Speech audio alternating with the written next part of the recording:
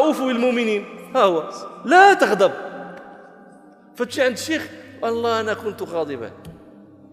ايوه ماذا أصنع لك أنا؟ أنت كنت غاضبا، أنا بريء من غضبك، بريء من تبعة صنعتك.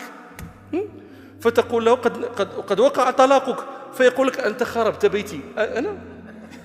أنا خربت بيتك؟ أنا أخربته؟ أم لسانك؟ أم لسانك؟ مشكلة. لا تغضب، لا تغضب، لا يجيئك منه خير.